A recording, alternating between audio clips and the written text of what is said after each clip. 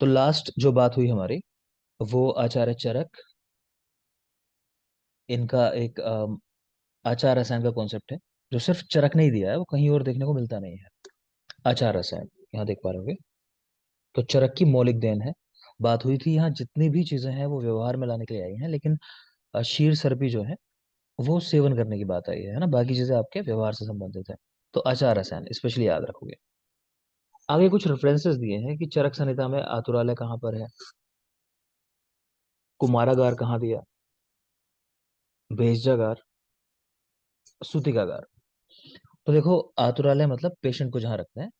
अब चाहे इसको आउटडोर पेशेंट समझ लो, आप चाहे इंडोर पेशेंट समझ लो, ओपीडी आईपीडी जो समझना चाहो, तो उसकी बात है आतुरालय। आतुर मतलब बीमार। दूसरा है कुमारागार।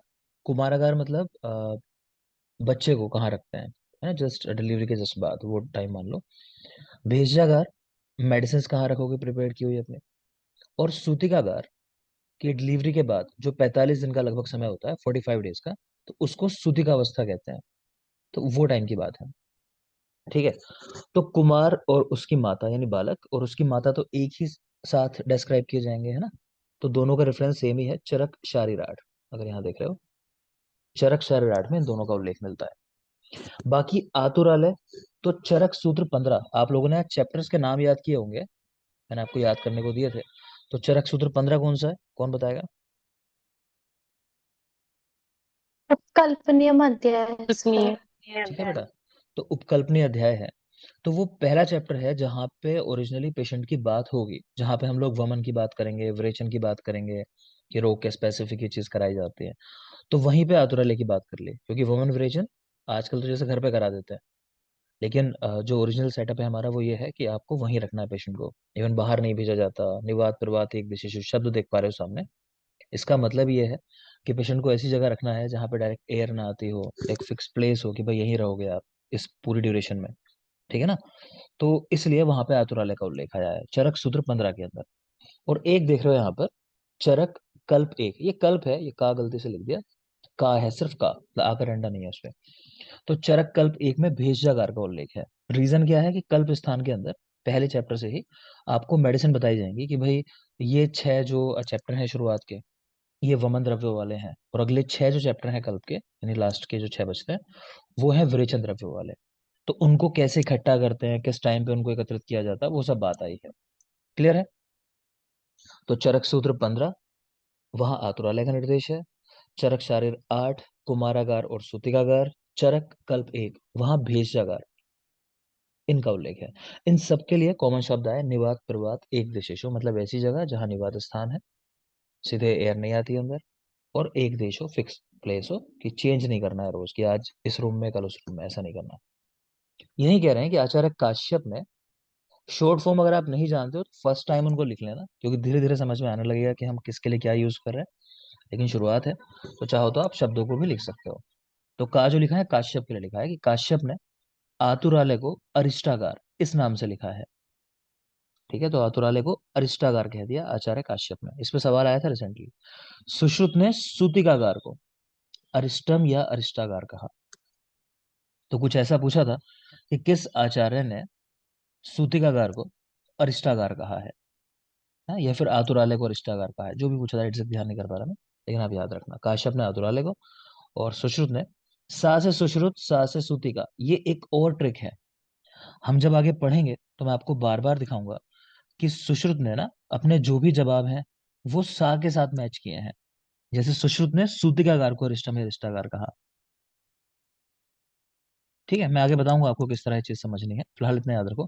सा से सुश्रुत, सा से सूतिकागार, तो सूतिकागार को उन्होंने अरिष्टम या अरिष्टागार कहा है। नेक्स्ट देखिए, विष्णु सहस्त्र नाम पाठ, ये विषम ज्वर की शांति में आया है चरक संहिता में। जब आप ज्वर चिकित्सा अध्याय पढ़ोगे, होपफुली आपने वो भी याद कर लिए होंगे, चिकित्सा के 30 चैप्टर, तो तीसरा चैप्टर है ज्वर चिकित्सा अध्याय।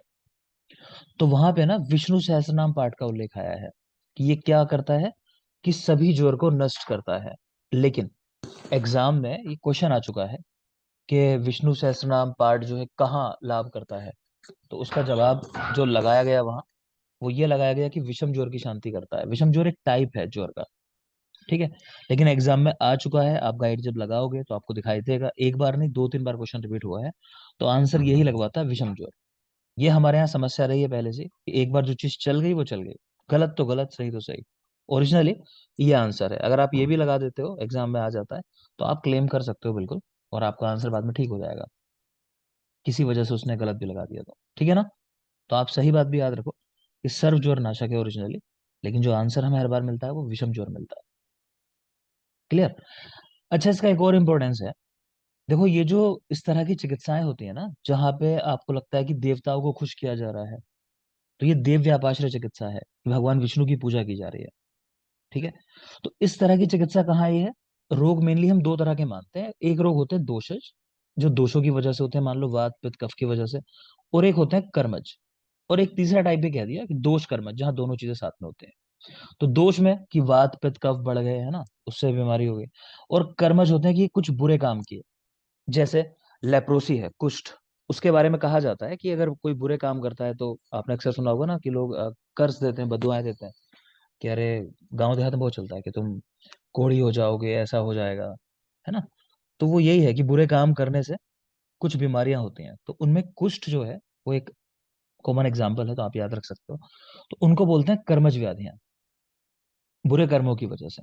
तो इनकी चिकित्सा मेनली जो होती है ना, वो होती है ये दिव्यापाश्र चिकित्सा, कि मंत्र दान व्रत करना, इस तरह की चीजें।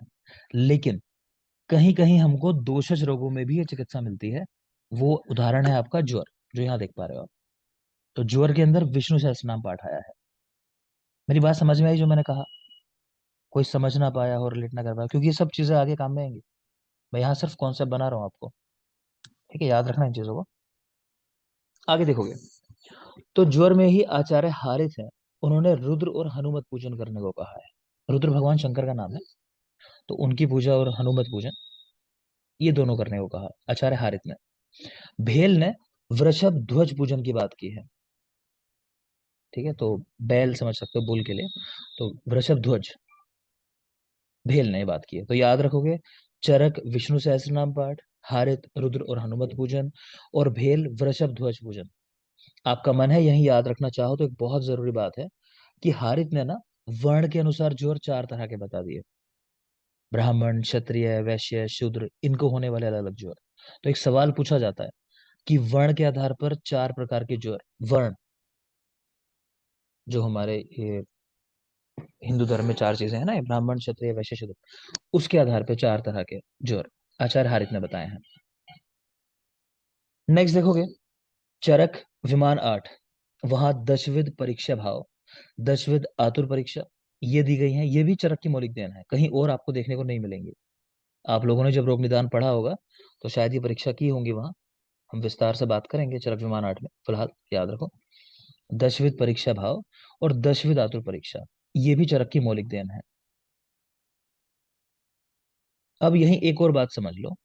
देखो यहाँ तो लिखा है मौलिक देन है, तो मौलिक देन का मतलब समझते हैं कि किसी और ने बात ही नहीं की है, सिर्फ इन्होंने बात की है। लेकिन कई बार आपको ऐसे सवाल मिलेंगे, मान लो एक जनरल बात कर लेता हूँ, कि आपको एग्जाम में आ जाए कि बताओ जोर का उल्लेख सबसे पहले किसने किया, जोर का उल्लेख किसने किया, ऐसा क्वेश्चन आ गया। ऑप्शन आपके सामने रख दिए, चरक, सुश्रुत, वाग्भट, और एक मान लेते हैं चलो शारंगधर, ये 4 ऑप्शन रख दिए। तो अगर आप देखोगे जोर ऐसा कोई नहीं है कि उसने जोर के बारे में ना लिखा हो, लेकिन क्योंकि अब इनमें से एक आंसर आपको पिक करना है, इन चारों में से, तो बेस्ट आंसर हमारा क्या होगा, जो टाइम लाइन में पहले पड़ता है। ठीक है, और इन सब में जो पुराने हम मानते हैं वो चरक को मानते हैं, तो फिर चरक आंसर लगाओगे। मेरी बात समझ में आ रही है? अगर मान लो फोर्थ ऑप्शन ऐसा होता कि ऑल ऑफ अबव, कि सभी ने उल्लेख किया, तो वो लगा देते हैं। लेकिन जब उन चारों में कोई एक चुनना है, तो आपको वो पहले आंसर लगाना है जो पहले आया है। ठीक है। प्लस इसमें भी डिफरेंसेस आएंगे, कि कहीं कहीं ऐसा होगा कि जैसे शूल है, मान लो शूल, यानी पेन को बोलते हैं शूल, तो ये शब्द तो चरक में भी आया है। ठीक है, मान लो क्वेश्चन दे दे कि शूल शब्द का उल्लेख पहली बार किसने किया, तो शूल शब्द चरक में आया है। लेकिन कहे कि शूल का विस्तृत वर्णन किसने किया या उल्लेख किसने किया विस्तार से, तो वो सुश्रुत ने किया है। तो आपको एग्जाम में जो क्वेश्चन होगा ना, उसको बहुत ध्यान से पढ़ना है कि वो क्या पूछ रहा है। आपको लगेगा ऐसा कि 100% मेरा आंसर करेक्ट है, लेकिन वो क्योंकि लैंग्वेज थोड़ी सी अलग होगी, तो आपका आंसर 100% गलत हो जाएगा। और फिर बड़ा दुख होता है कि अरे तो बड़ा आसान था, मुझे आता था। ठीक है ना, तो ध्यान देना हमेशा जब ऐसे सवाल आते हैं। खैर आगे देखेंगे। तो षड्विध परीक्षा एक लिखी है यहाँ पर। षड्विध परीक्षा ये आचार्य सुश्रुत ने दी है बेटा। आपका मन है लिखना चाहो तो शॉर्ट में ऐड कर सकते हो आगे। षड्विध परीक्षा क्या होती है कि पांचों इंद्रियों के द्वारा, पंच इंद्रियों से, है ना, कि उसको पूछ लिया भाई टेस्ट आ रहा है नहीं आ रहा है। जैसे लेप्रोसी में फील करा के देख लिया कि भाई सेंसेशन लॉस तो नहीं हुआ। ठीक है, कि टच फील कर पा रहे हो नहीं कर पा रहे हो, आंखों से देख पा रहे हो नहीं देख पा रहे हो। तो एक तो वो हो गई पंचविध परीक्षा पांचों इंद्रियों से। और एक होती है प्रश्न। तो उसमें पेशेंट का इतिवृत्त जो आप कहते हो, हिस्ट्री ले लेना, मान लो प्रेजेंट हिस्ट्री पास्ट हिस्ट्री, सवाल पूछना, और तो वो आ जाता है। तो ये लिख लेना, पंच इंद्रिया प्रश्न। इसमें खास बात क्या है, देखो बाकी आचार्यों ने रसनेन्द्रिय द्वारा परीक्षा नहीं लिखी, यानी जीवा की परीक्षा नहीं लिखी है, लेकिन सुश्रुत ने वो भी लिखी है। तो इस सवाल पूछा जाता है कि किस आचार्य ने रसनेन्द्रिय द्वारा परीक्षा भी बताई है। तो यहाँ लिख लो, ये चीज भी स्पेशल है, इंपोर्टेंट करके ऐड कर लिया करो ऐसे पॉइंट्स को। तो रसनेन्द्रिय परीक्षा भी दी, ऐसा स्पेशल लिख लो। ये कहाँ काम आती है, कि जैसे प्रमेह जैसे रोग हैं, तो उसमें रोगी बोलेगा कि भाई मेरे मुख का टेस्ट जो है वो मधुर रहता है, तो उस तरह से। ठीक है ना, तो रसनेन्द्रिय की परीक्षा जो है वो भी दी है सुश्रुत ने। आगे देखेंगे। नेक्स्ट एक लिखिए अष्टविध परीक्षा। अष्टविध परीक्षा ये परीक्षा जो दी है योग रत्नाकर ने दी है। योग रत्नाकर, लिख लो आप जरा, इसमें भी लिखोगे नाड़ी, मूत्रम, मलम, जीवा, जीवा, शब्द, स्पर्श, दृक, आकृति। नाड़ी, मूत्रम, मलम, जीवा, शब्द, स्पर्श, दृक, आकृति। यहां से भी एग्जाम में सवाल पूछ चुका है ना, ऐसा करके सवाल आ चुका है इस पे कि बताओ योग रत्नाकर ने जीवा परीक्षा को किस स्थान पर रखा है, मान लो। तो यहाँ आपको क्रम भी याद रखना है, श्लोक इसी क्रम में याद रख लोगे। तो जैसे यहाँ पर आप काउंट करोगे तो फोर्थ नंबर पर है जीवा। ठीक है ना, तो नाड़ी, मूत्रम, मलम, जीवा, कुछ भी पूछ सकता है। मान लो पूछ ले कि नाड़ी परीक्षा को कहाँ रखा है, तो पहले स्थान पर रखा है। दृक जो देख रहा है उसका मतलब है दृष्टि, देखने की क्षमता। और आकृति, ये देखने में व्यक्ति कैसा है। क्लियर है, तो ये श्लोक भी आप लिख लोगे, नाड़ी, मूत्र, मलम, जीवा, शब्द, स्पर्श, दृक, आकृति। अष्टविध परीक्षा बाय योग रत्नाकर। यहीं ऐड करना चाहो तो एक और पॉइंट ऐड करो। देखो नाड़ी परीक्षा वैसे तो योग रत्नाकर ने भी बताई, लेकिन ये टाइम लाइन में बाद में आते हैं। इनके पहले शारंगधर आ जाते हैं। योग रत्नाकर जो है ये बाद के हैं काफी, 16वीं सदी के मान लो लगभग आप। और जो शारंगधर हैं वो 13वीं सदी के हैं, 13वीं सदी का उत्तरार्ध उनका टाइम है, यानी कि जब कहो एंड टाइम के आसपास के। तो उन्होंने नाड़ी परीक्षा अगर आपसे पूछा जाए किसने दी है, तो शारंगधर, उन्होंने काफी विस्तार से बताया हुआ है, हम पढ़ेंगे भी आगे। तो नाड़ी परीक्षा आपको याद रखनी है, शारंगधर की है। और एक पॉइंट लिख लो, लिखो रावण, जो रावण था वो भी नाड़ी विज्ञान का ज्ञाता था। ठीक है, तो आपसे एग्जाम में एक सवाल पूछे, बताओ नाड़ी परीक्षा किसने दी है, तो आंसर लगाओगे शारंगधर, बेस्ट आंसर शारंगधर है, फर्स्ट प्रायोरिटी। बाकी ऑप्शन में अगर योग रत्नाकर का नाम हो, शारंगधर का नाम ना हो, तो योग रत्नाकर के साथ चले जाओ, ये टाइमलाइन में बाद में आते हैं। ठीक है, और पूछे कि इनमें से कौन नाड़ी विज्ञान का ज्ञाता था, और वहां कुछ अलग अलग नाम लिखे हो, उनमें से एक नाम रावण का भी हो, तो आप रावण का नाम भी लगा सकते हो। कहते हैं ना रावण बड़ा ज्ञानी था, अहंकारी था, उसके अहंकार ने मारा उसे, वरना मरता नहीं, ज्ञान बहुत था उसको। खैर आगे चलते हैं। कुछ रह जाए तो पूछ लेना बेटा, फिर कह रहा हूं मैं, किसी का कुछ रह जाता हो लिखने से पूछ लेना। ठीक, औरों की लाइन पे नहीं चलोगे, हो सकता है दूसरे की स्पीड लिखने की ज्यादा हो। जैसे मेरे साथ ये होता था एग्जाम में कि जो लॉन्ग क्वेश्चन आते थे मैं वो भी मैक्सिमम 4 पेज 3 पेज के कर पाता था। मुझे भले ही बहुत सारा आता होता था, मैं लिख ही नहीं पाता था। मैं थोड़ी देर फिर हाथ की एक्सरसाइज करता था बैठ के एग्जाम रूम के अंदर, कि मैं लिख ही नहीं पा रहा हूँ। मैं लोगों को देखता था सब लिख रहे होते थे पागलों की तरह, मैं नहीं लिख पाता था। ठीक है ना, देखो चलो आगे। नेक्स्ट है वाग्भट। तो दर्शन, स्पर्शन, प्रश्नेन परीक्षेचा रोगिणाम। तो तीन परीक्षा दी इन्होंने, त्रिविध परीक्षा है इनकी, कहने का मतलब। कौन कौन सी, दर्शन, स्पर्शन और प्रश्न। इसको हम शॉर्ट फॉर्म में ऐसे याद रखते हैं, डी, एस और पी। डी से दर्शन, एस से स्पर्शन और पी से प्रश्न, डीएसपी। तो यहीं पे आप लिख लोगे वाग्भट, और साथ साथ एक नाम और ऐड कर दोगे, भाव प्रकाश। भाव प्रकाश। तो भाव प्रकाश और वाग्भट दोनों ने ये परीक्षा दी है, डीएसपी, दर्शन स्पर्शन प्रश्न। क्रम ध्यान रखना, रीजन क्या है, अगले ही लाइन देखोगे, चरक चिकित्सा 25 व्रण की त्रिविध परीक्षा उन्होंने भी दी।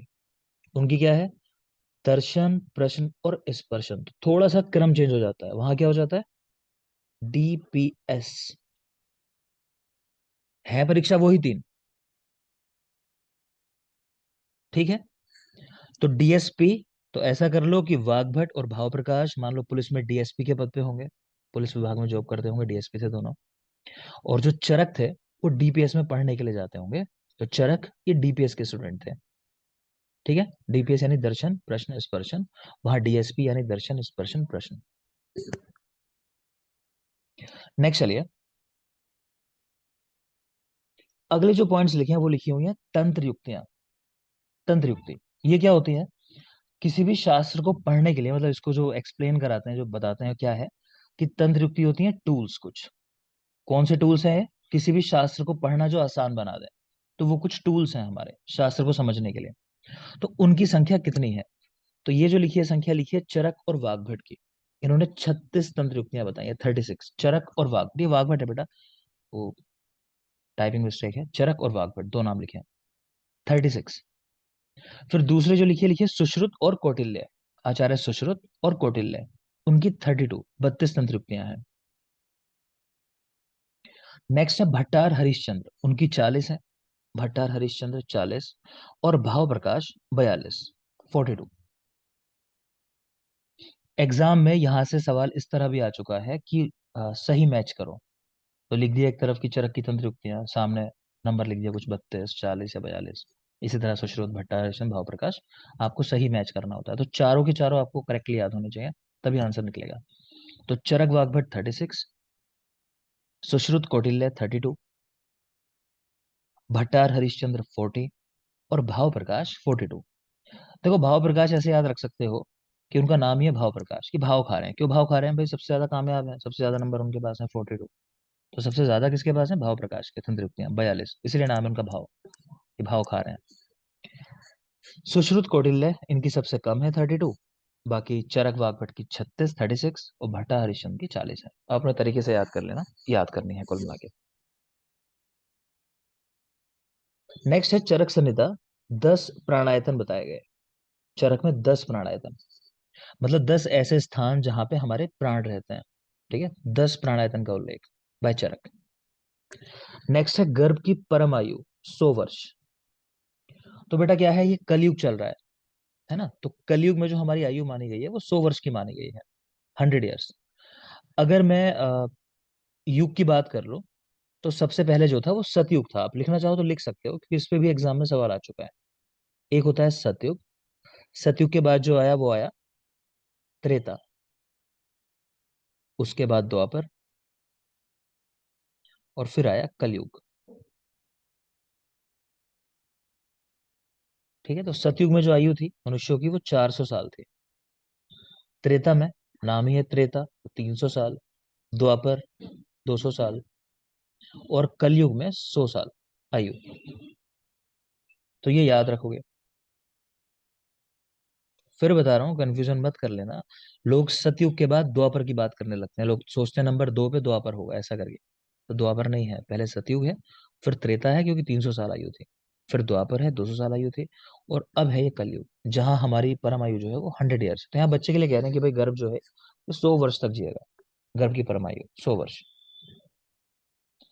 चरक संहिता मौलिक सिद्धांत और काय चिकित्सा का उपजीव्य ग्रंथ है। तो अगर आप देखोगे फर्स्ट वॉल्यूम जो हम लोग पढ़ने वाले हैं इस इतिहास पोर्शन के बाद, यहाँ सिर्फ सिद्धांत है कि पंच महाभूत क्या है, त्रिदोष क्या है, चिकित्सक कौन है, इस तरह की बातें हैं।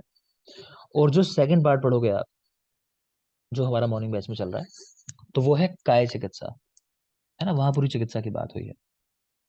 चरक संहिता में 108 प्रकार की वेदनाएं बताई गई हैं, लेकिन जैसा मैंने आपसे कहा कि चरक बहुत सारी चीजों को सिर्फ नाम लेके छोड़ देते हैं, उनके बारे में नहीं लिखते। सुश्रुत ने उनको फिर एक्सप्लेन किया है।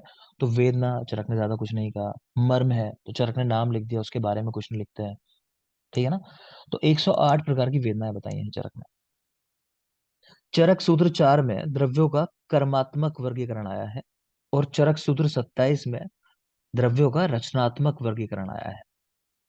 तो सूत्र 4 के अंदर कर्मात्मक वर्गीकरण यानी कर्म के आधार पे उनके डिवीजन कर दिए। जैसे आप देखोगे महाकषाय, अगर आप लोगों ने पढ़े हैं कभी, तो वहां इस तरह से कि भाई ये लेखनीय महाकषाय हैं, ये जीवनीय महाकषाय हैं, विरेचनीय विरेचनोपग हैं, वमनोपग हैं।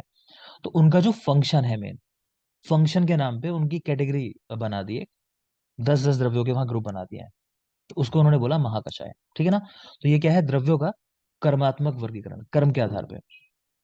और चरक सूत्र 27 जो है, वहां रचनात्मक वर्गीकरण है, उनकी रचना के आधार पे कि भाई ये सब जो है हरी सी चीजें हैं, है ना, ये सब दालें हैं, इस तरह करके। तो जो देखने में एक जैसे हैं उनको एक साथ रखा चरक सूत्र 27 में। तो वहां पे कुल 12 वर्ग हैं सूत्र 27 के अंदर, और यहाँ सूत्र 4 के अंदर कुल 50 महाकषाय हैं। आगे देखोगे, आपको मैंने संभाषाएं बताई थी। तो कहाँ कहाँ संभाषा हुई है शारीर स्थान के अंदर, चरक संहिता में बोलो। शारीर में तीन और छह में, तीन और थर्ड और सिक्स में। ठीक है ना। तो 3 और 6 में हुई है संभाषा। लेकिन यहाँ जो पॉइंट लिखा हुआ है, तो हर चैप्टर के अंदर अग्निवेश कुछ सवाल करते हैं और पुनर्वसु आत्रे उनके जवाब देते हैं। तो वो कितने सवाल हुए, तो यहाँ वो लिखे हुए हैं कि चरक शारीर 1 में कुल 23 प्रश्न पूछे गए, और चरक शारीर 2 में कुल 36 प्रश्न पूछे गए। नंबर आते हैं ये भी। तो शारीर 1 23, और शारीर 2 36, 36। आगे देखेंगे, एक चरक क्लब बना दिया। लोग करते हैं ना कि अभी रजनीकांत है या सचिन है, उनके नाम से मंदिर बना दिए, क्लब बना दिए, इस तरह की चीजें होती हैं। तो ऐसे ही चरक के फैन थे। नाम लिख लोगे सामने, प्रोफेसर ओसलर। यहाँ लिखा नहीं है नाम, प्रोफेसर ओसलर। तो ये चरक के फैन रहे होंगे, तो इन्होंने 1898 में न्यूयॉर्क सिटी के अंदर चरक क्लब की स्थापना की। प्रोफेसर ओसलर, नाम याद रखना, सवाल पूछ चुका है एग्जाम में। 1898 न्यूयॉर्क। नेक्स्ट है वायु का वर्णन भगवान विष्णु के रूप में हुआ। भगवान विष्णु के रूप में वायु को लिखा है कि मतलब जैसे विष्णु भगवान है, मतलब सर्वशक्तिशाली कह लो आप, उस तरह से, तो मतलब उसी तरह वायु है हमारे शरीर के लिए। पुरुष को 16 कलाओं से युक्त कहा।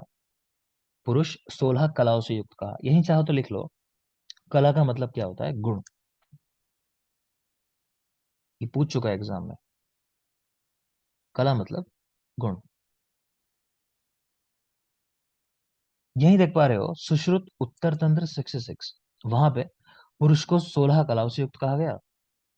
प्राण एकादश कहे गए 11, रोगों की संख्या 1120 कही गई, और कुल 573 द्रव्य कहे गए, 573। तो पुरुष को 16 कला से युक्त बताया चरक की तरह। प्राण आयतन आपने चरक में देखे अभी कितने होते हैं, 10। और यहाँ देख रहे हो एकादश।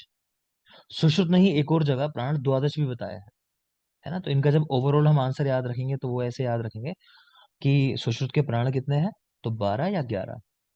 ये सिर्फ एक चैप्टर का रेफरेंस है, उत्तर तंत्र 66 का, तो वहां 11 बताए हैं। तो हम वो चीज पढ़ रहे हैं।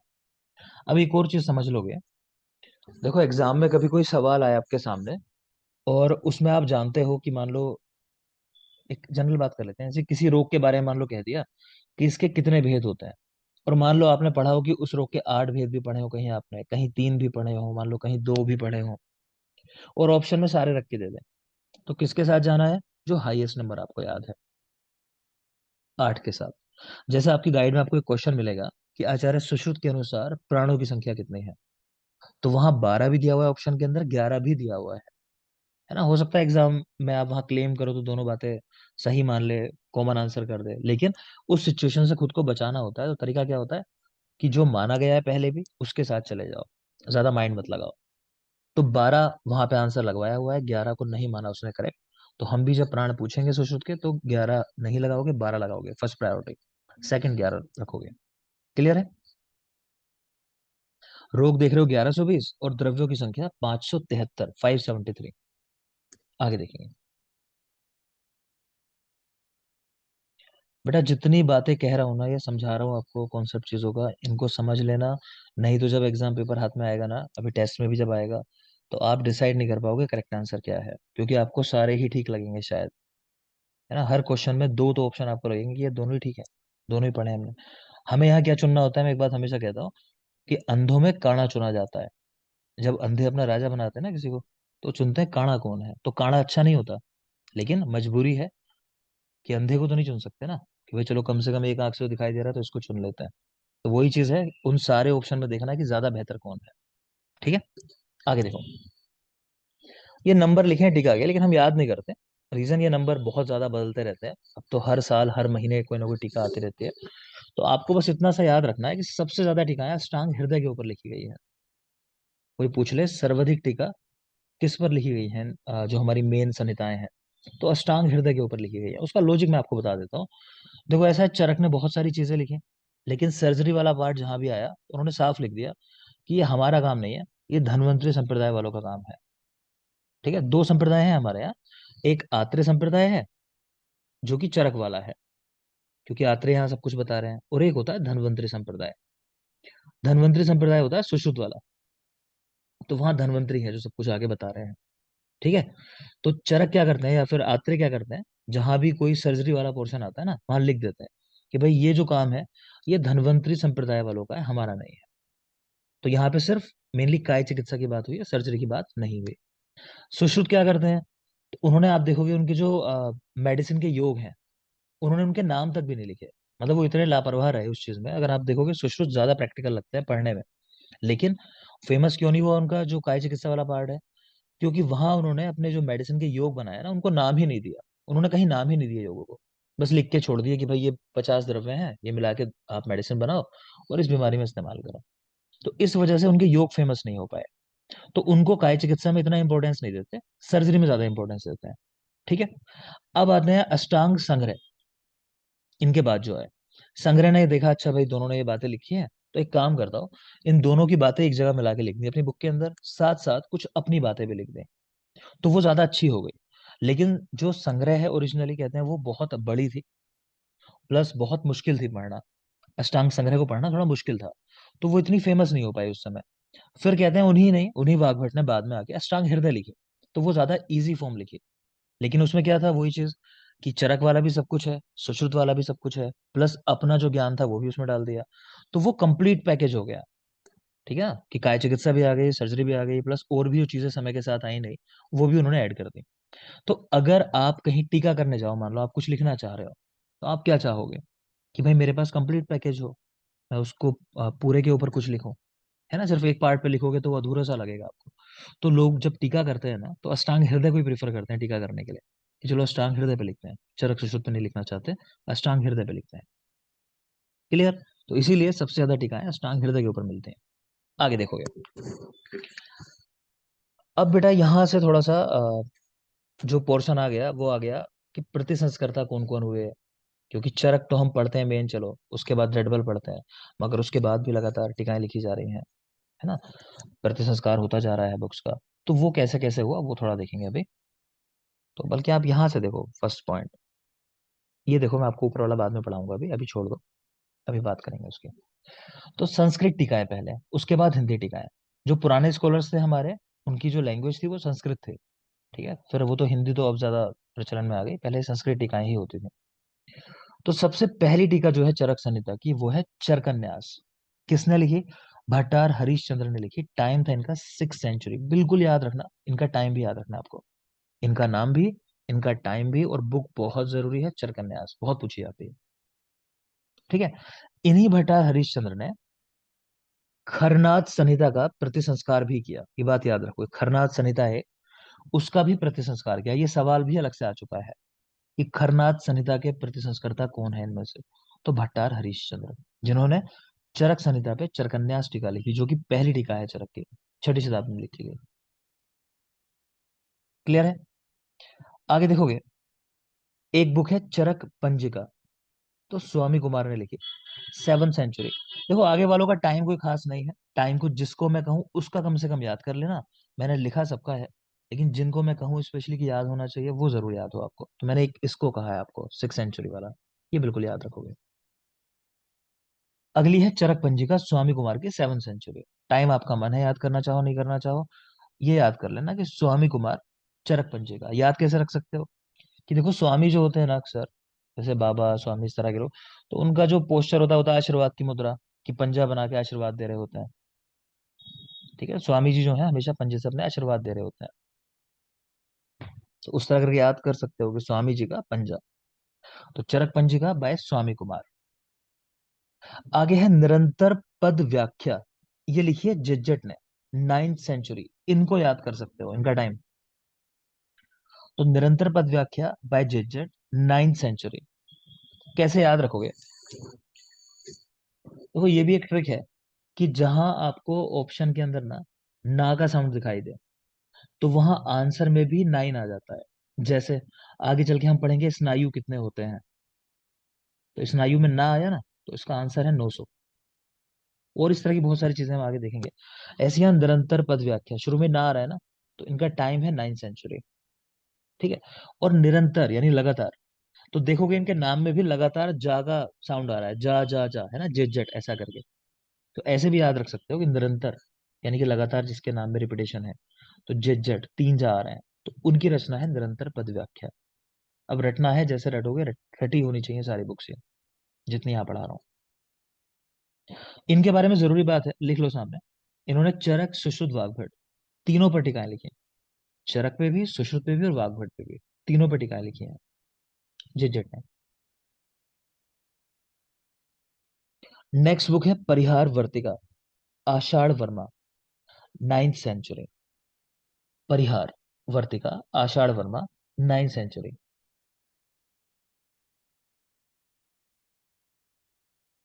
ठीक है। याद ऐसे रख सकते हो कि परिहार करना मतलब क्या कहते हैं कि बच जाना किसी चीज से, है ना, कि भाई आषाढ़ का महीना चल रहा है, थोड़ा बच के रहो, मतलब धूप से, बारिश से, उस मौसम में ऐसी चीजें होते हैं। तो ऐसे याद कर सकते हो कि परिहार करना है किसका, आषाढ़ का। वरना जो भी ट्रिक बनाना चाहो कि परी कब आती है, आषाढ़ के महीने में आती है, इस तरह याद कर लो। खैर, तो 9th सेंचुरी कोई खास नहीं है टाइम, आपको नाम याद रखना है। एक है बृहत तंत्र प्रदीप, नरदत्त। बृहत तंत्र प्रदीप बाय नरदत्त। तो देखो यहाँ पे क्या है, जैसे आपको बताया मैंने, ना का साउंड आता है तो आंसर 9 हो जाता है। इसी तरह जहां भी आपको दा का साउंड दिखाई देना, दा, तो वहां पे आंसर में अक्सर आपको 10 मिलेगा। जैसे यहाँ देख रहे हो बृहद, ये ओरिजिनली बृहद लिखा है लेकिन बृहद होता है, बृहद। बृहद तंत्र प्रदीप, तो प्रदीप में भी दा आ रहा है, बृहद भी दा होता है वो।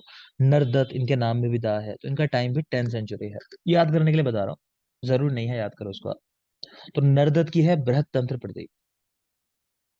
नेक्स्ट है चरक चंद्रिका। ये बहुत जरूरी है बेटा, बिल्कुल रटी हो, टाइम भी याद हो। चरक चंद्रिका, अगेन देखो, दा का साउंड आ रहा है, चंद्रिका। राइटर का नाम है गैदास, अगेन दा का साउंड आ रहा है, दा है। और टाइम कितना है, 10th सेंचुरी, ये आपको याद रखना है। इनके बारे में थोड़ा सा देख लो। ऊपर जो पॉइंट्स मैंने आपको छुड़वा दिया था, एक पॉइंट था ऊपर, वो जरा देखोगे।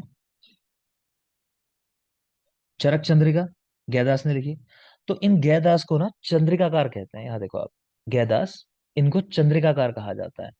तो ये जो भी टीकाएं लिखते हैं ना, उसमें चंद्रिका वर्ड ऐड कर देता है, तो गैदास को चंद्रिकाकार कहते हैं। इन्होंने सुश्रुत संहिता पर भी न्याय चंद्रिका टीका लिखी है, जिसको न्याय पंजिका भी कहते हैं और बृहत पंजिका भी कहते हैं। ये पंजिका है शब्द, ये जो परिजका जैसा लिखा हुआ है, पंजिका, न्याय पंजिका या बृहत पंजिका। और ये टीका सिर्फ निदान स्थान पर है, सुश्रुत के निदान स्थान पर, पूरा याद रखना। तो गैदास को चंद्रिकाकार कहते हैं, क्यों? चरक पे लिखी चरक चंद्रिका, सुश्रुत पे लिखी न्याय चंद्रिका, तो इसलिए इनको चंद्रिकाकार कहते हैं। ठीक है। न्याय चंद्रिका का ही दूसरा नाम न्याय पंजिका भी है और बृहत पंजिका भी है, ये भी ध्यान रखोगे, बृहत पंजिका। क्लियर? और निदान स्थान पर टीका है। आगे चलेंगे। आयुर्वेद दीपिका, ये चक्रपाणी ने लिखी, 11वीं सदी टाइम है और सबसे प्रसिद्ध टीका है। अभी बात करेंगे इसकी एक ब्रेक के बाद, टाइम एक ब्रेक का हुआ, एक 10 मिनट का ब्रेक लेंगे, यहाँ वापस आएंगे, कंटिन्यू करेंगे। आपका काम क्या है ब्रेक में, कि ये जो नाम अब तक पढ़े, इनको बेटा याद करने की कोशिश करो, 10 मिनट काफी होता है। रिवाइज करोगे तो यहीं के यहीं याद हो जाएंगे, आपको अलग से कुछ नहीं करना पड़ेगा। ठीक है। 10 मिनट्स, थैंक यू, वापस आएंगे, कंटिन्यू करते हैं।